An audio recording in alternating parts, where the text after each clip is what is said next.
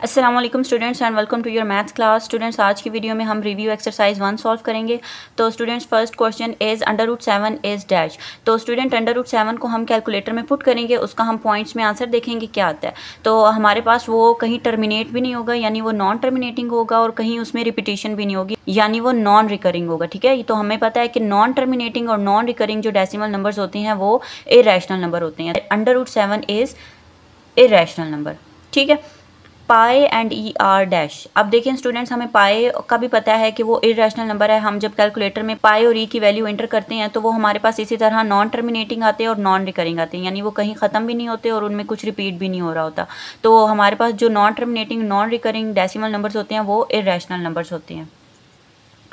Next students, if n is not a perfect square then √n is dash. ठीक है, कि आपके पास n कोई परफेक्ट स्क्वायर नहीं बन रहा है। परफेक्ट स्क्वायर कौन से नंबर्स होते हैं? जिस तरह हमारे पास स्टूडेंट्स 25 है, 64 है, जिस तरह हमारे पास 49 है, वो 7 का स्क्वायर बनता है। तो हमारे पास वो नंबर्स जो परफेक्ट स्क्वायर नहीं बनते वो हमारे पास हो जाते हैं इरेशनल नंबर्स। ठीक है, next students, 4 part is √3 plus √5 is dash. अब स्टूडेंट्स, हमें पता है कि ये भी इरेशनल नंबर है, ये भी इरेशनल नंबर है। जब दो इरेशनल नंबर्स को हम ऐड करते हैं तो आंसर इरेशनल ही आता है।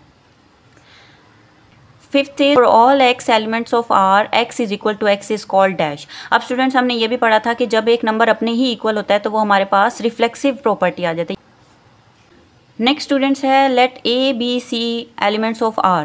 A ग्रेटर देन B है और B ग्रेटर देन C है, which implies A is greater than C। तो हमने ये भी पढ़ा था कि अगर एक नंबर दूसरे से बड़ा हो और दूसरा तीसरे से बड़ा हो और फर्स्ट तीसरे से बड़ा हो जाए तो ये हमारे पास ट्राइकोटमी प्रॉपर्टी होती है। नेक्स्ट स्टूडेंट्स, ये 7 पार्ट है, इसको हम सिंप्लीफाई कर लेते हैं और देख लेते हैं कि इनमें से कौन सा आंसर आता है।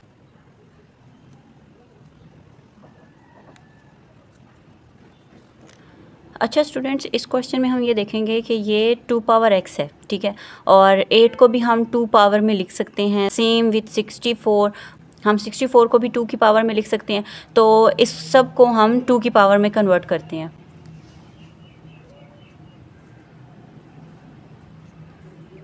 एट का हमें पता है 2 पावर क्यूब होता है, वो x के साथ मल्टीप्लाई होके 3x हो जाएगा। ठीक है, और 64 का हमें कैसे पता चलेगा कि ये 2 की कौन सी पावर होती है? हम इसके फैक्टर्स बना लेते हैं।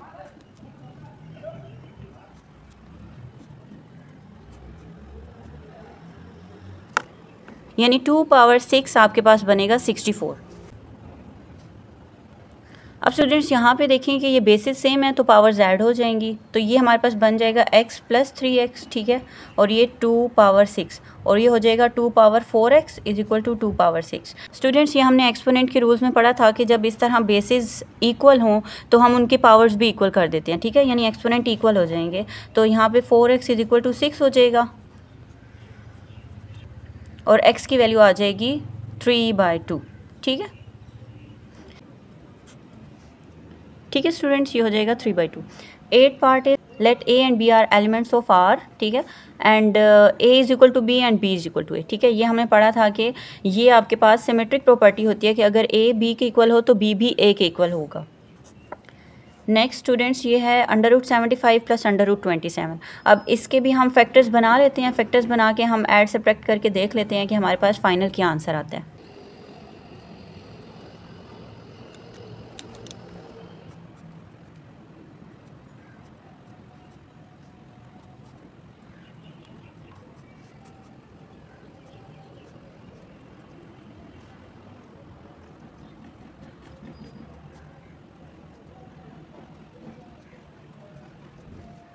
ठीक है स्टूडेंट्स, आपको समझ में आ गई। 75 के हमने फैक्टर्स बनाए, तो जो स्क्वायर वाली टर्म होती है वो अंडर रूट से बाहर आ जाती है, तो ये 5/√3 हो जाएगा। इसी तरह एक स्क्वायर वाला 3 बाहर आ जाएगा, तो ये हो जाएगा 3/√3। और जब हम इन दोनों को ऐड करेंगे तो ये आपके पास हो जाएगा 8/√3। तो स्टूडेंट्स, यहाँ पे ये डी पार्ट आप मार्क कर लेंगे, ये आपका करेक्ट आंसर है। Next is the product of 3 plus √5 and 3 minus √5 is prime number, odd number, irrational या रैशनल। तो स्टूडेंट्स, हमने पढ़ा था कि ये जो आपके पास दो नंबर इस तरह होते हैं ये कॉन्जुगेट ऑफ ईच अदर हैं। ठीक है, और हमने बुक में ये देखा था कि जब दो कॉन्जुगेट आपस में मल्टीप्लाई होते हैं तो आपके पास रिजल्ट रैशनल नंबर आ जाता है। ठीक है स्टूडेंट्स, ये हमने पढ़ा था। ठीक है, कि ये दोनों कॉन्जुगेट होते हैं और जो प्रोडक्ट होता है एनी टू कॉन्जुगेट नंबर्स का वो आपके पास रैशनल नंबर आ जाता है।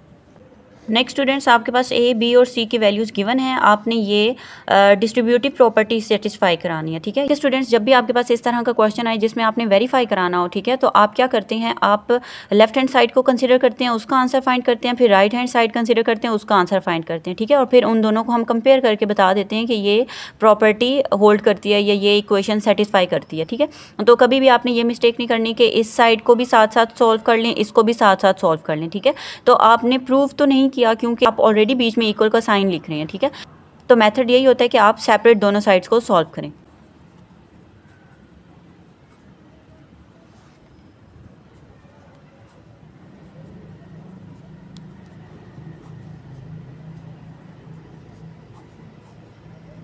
अच्छा स्टूडेंट्स, एलसीएम लेने का तरीका भी आपको आना चाहिए। अगर किसी को नहीं आता तो वो देख लें, और अगर आता है तो आप इसको स्किप कर सकते हैं कि आपने ये जो दो फैक्टर्स होते हैं जो डिनोमिनेटर में होते हैं, आप इनको इस तरह फैक्टराइज करते हैं। तो हम इसको 3 से कर लेते हैं, ये 5 एज इट इज़ आ जाएगा, और फिर 5 से कर लेते हैं। अब हम इन दोनों को मल्टीप्लाई करते हैं, अब ये हमारे पास आ जाएगा 15, तो इसलिए मैंने यहाँ पर लिख दिया 15। अब आपने ये जो डिनोमिनेटर में नंबर होता है इसका टेबल काउंट करना है कि 15 आ जाए। ठीक है, यानी 3 1 3, 3 2 6। तो हमें पता है कि 3 5 15 होता है, तो उस 5 को हम इससे मल्टीप्लाई करते हैं, जो न्यूमरेटर में नंबर होता है ना उससे मल्टीप्लाई करते हैं। तो ये आपके पास आ जाएगा 5 5 25। इसी तरह हम 5 का टेबल आपने पढ़ना है कि 15 आ जाए, तो 5 3 15 होता है, उस 3 को मैं 7 से मल्टीप्लाई करूँगी तो ये 7 3 21 आ जाएगा। अब हमने जस्ट इनको ऐड करना है।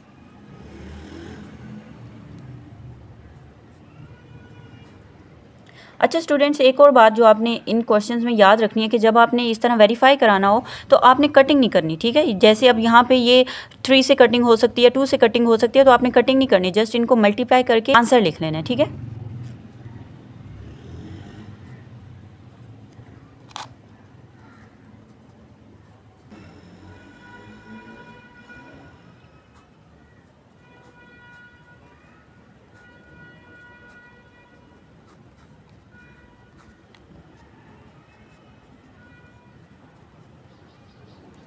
अच्छा स्टूडेंट्स, बहुत से स्टूडेंट्स ये भी मिस्टेक करते हैं कि यहाँ पे जिस तरह उन्होंने देखा कि ये 5 3 15 करके भी हम लिख सकते थे, फैक्टर्स बनाने की क्या ज़रूरत थी, तो वो इस तरह यहाँ पे भी कर देते हैं कि 6 10 यहाँ पे वो 60 एलसीएम बना देते हैं। हालांकि 60 एलसीएम नहीं आता यहाँ पे, आप इसके जब फैक्टर्स बना के करेंगे तो आपका एलसीएम डिफरेंट आएगा, तो इसके लिए इसके फैक्टर्स बनाना बहुत ज़रूरी है। ठीक है,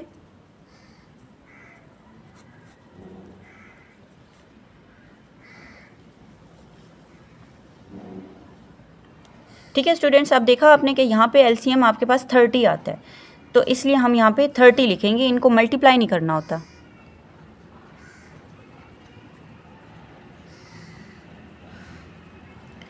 ठीक है स्टूडेंट्स, फ्रॉम 1 एंड फ्रॉम 2 हम ये बता सकते हैं कि इन दोनों का आंसर 138/30 आ रहा है, तो हमारी ये इक्वेशन सेटिस्फाई होती है।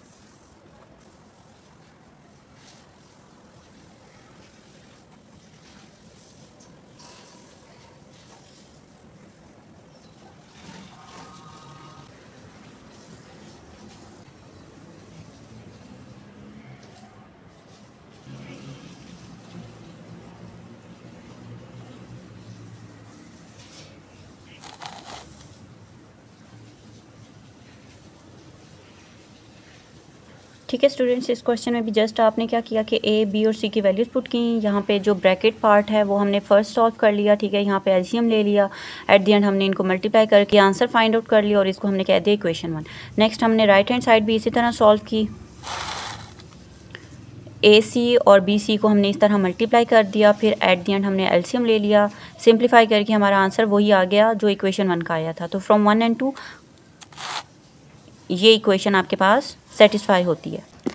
ओके स्टूडेंट्स, ये क्वेश्चन भी बहुत आसान है। ए, बी और सी की वैल्यूज़ गिवन है। आपने विद रिस्पेक्ट टू एडिशन और मल्टीप्लिकेशन एसोसिएटिव प्रॉपर्टीज़ वेरीफाई करानी है, ठीक है।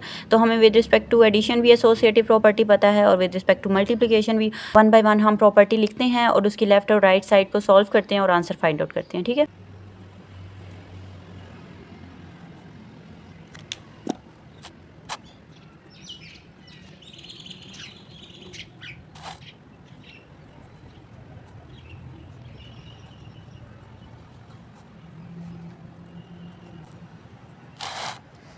स्टूडेंट्स, एलसीएम का तरीका मैंने आपको बता दिया, बस हर क्वेश्चन में अब मैं नहीं बताऊंगी क्योंकि इससे बाकी स्टूडेंट्स का टाइम वेस्ट होता है। अगर आपको एलसीएम का तरीका नहीं आता तो आप सेकंड क्वेश्चन के फर्स्ट पार्ट में देख सकते हैं, ठीक है। वो मैंने डिटेल में बता दिया, बाकी क्वेश्चन में वही मेथड अप्लाई होगा।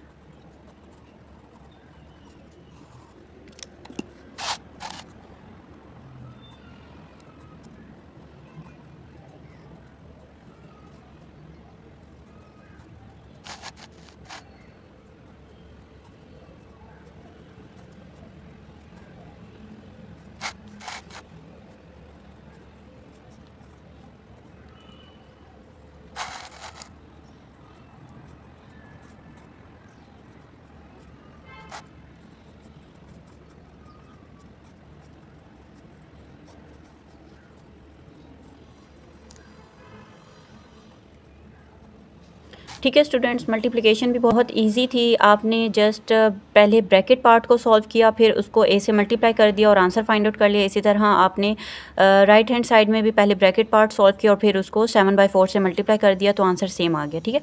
बस आपने एक चीज़ का स्टूडेंट्स ख्याल रखना है कि आपने इसमें कहीं भी कटिंग नहीं करनी, ठीक है। अगर आप कटिंग करेंगे तो आपका आंसर गलत आ जाएगा। कहीं पर कटिंग आपकी हो जाएगी, लेट सपोज यहाँ पे हम 2 से कटिंग कर देते हैं तो हमारा यहाँ मल्टीप्लाई करके आंसर डिफरेंट आ जाएगा और यहाँ पे 2 से कटिंग नहीं हो रही, ठीक है, इस ब्रैकेट पार्ट में। तो इसका मतलब ये हो जाएगा कि ये हमारे पास सिंप्लीफाइड फॉर्म में नहीं होगा, ये सिंप्लीफाइड में आ जाएगा तो आंसर इक्वल नहीं आएगा। तो बस आपने ये माइंड में रखना है कि जब भी आप इनको सॉल्व करेंगे, वेरीफाई करेंगे, तो आपने कटिंग कहीं पर भी नहीं करनी। जैसा ऐड हो रहा है, जैसा मल्टीप्लाई हो रहा है, एज इट इज़ मल्टीप्लाई करके आपने आंसर फाइंड आउट कर लेना है।